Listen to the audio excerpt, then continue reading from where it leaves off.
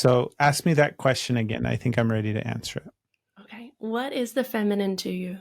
Dangerous. Why? That was supposed to be enough of an answer. Because it's just always felt that way. It's always felt like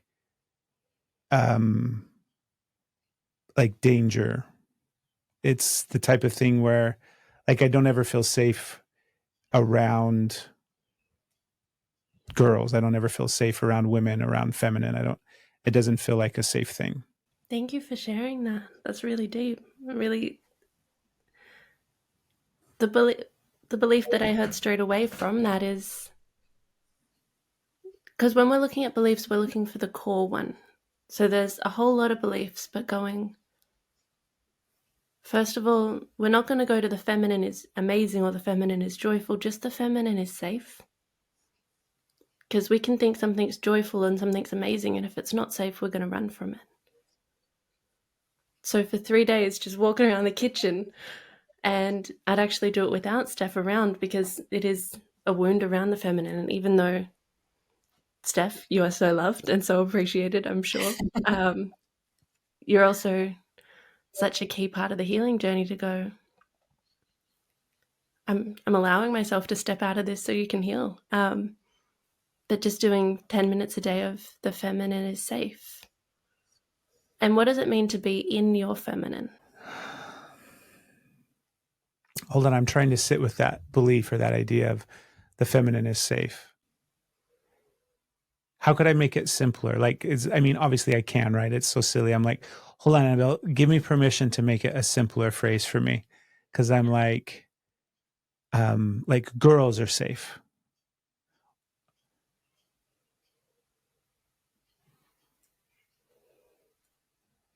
Because I'm trying to envision what that process will look like for me.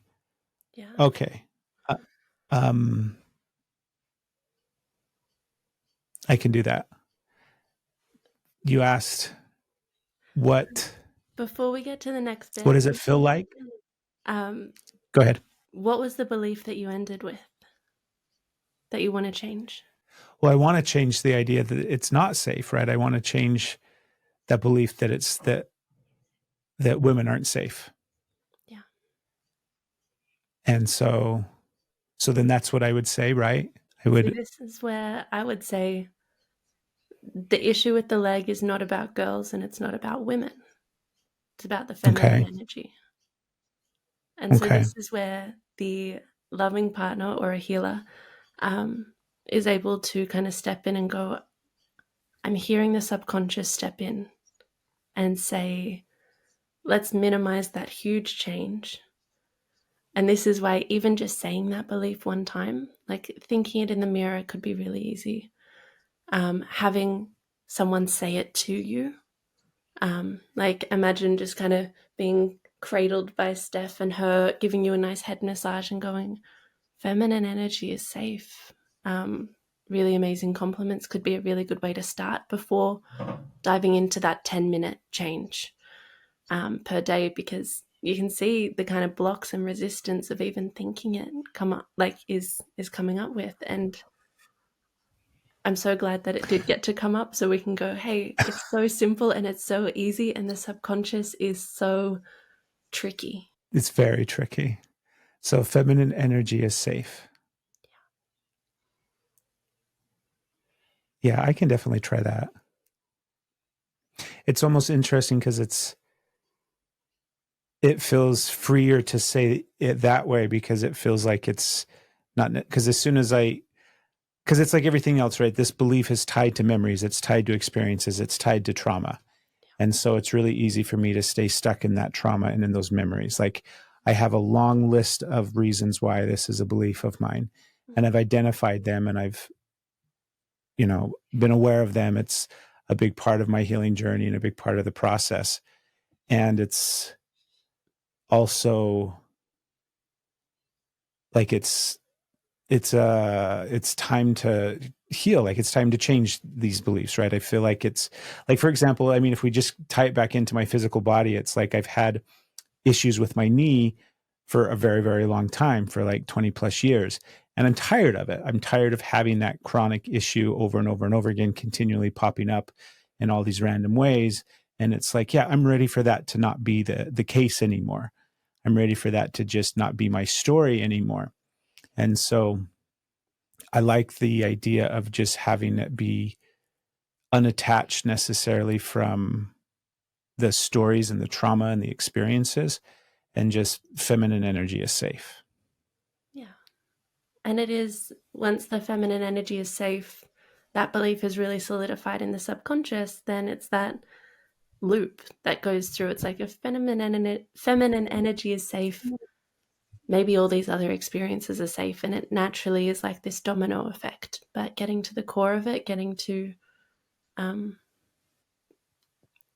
not getting stuck in that trauma, and instead just going, what did I learn from it? What is the belief that I took away from it, is absolutely transformational. And just by that one belief change, so much huge shifts can change. And the physical body is one of the most malleable things I've ever found. I remember when I was in Thailand, I had this couple asked me to take a photo of them. So I took a photo, and then I went and sat down. And this is when I'm in my free hippie, I'm going to just live in community and trying to heal everyone aspect. And then I'm sitting there and I'm getting this kind of thought of, I need, like, one of the people who I took the photo of had half their face was paralyzed with Bell's palsy, I think is the condition. And so I was sitting there and I just had the belief that kept coming into my head. And this is where the intuition came in. So even though I'd learned it, I have never experienced Bell's palsy by myself. But the belief was, I'm loved by my family and I love my family. And so I'm sitting there trying to, do some watercolor painting with my friends at sunset. And I keep getting this thought of going, I need to go and tell this person the belief. I need to go and tell him the belief. And I have never gone, hey, excuse me, here's a really invasive thing that I am going to try and insert myself with. So I'm facing all this fear. And I'm sitting there and I'm like, okay, you know what? I'm just going to go have a little chat. And then we're chatting and I was like, hey, like, I'm a healer. Just, this is what's coming up. And then as soon as he said the word, as soon as he said the belief, he got feeling back in his face. And then within that day, he was able to move it again. And the human body and the mind have such a deep link that I don't necessarily know all the science behind it, but I don't need to. I just don't.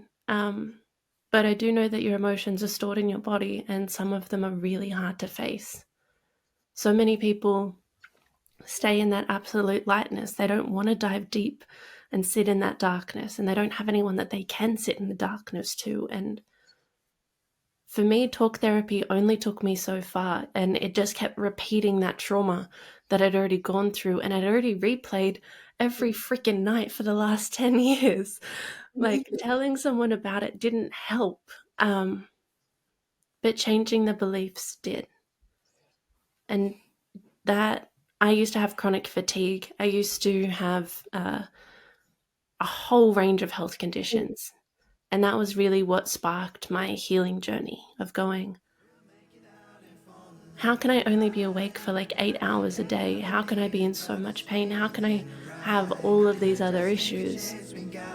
And then just going, oh, okay, this is why. We were meant to be. We were meant to be. We were meant to be.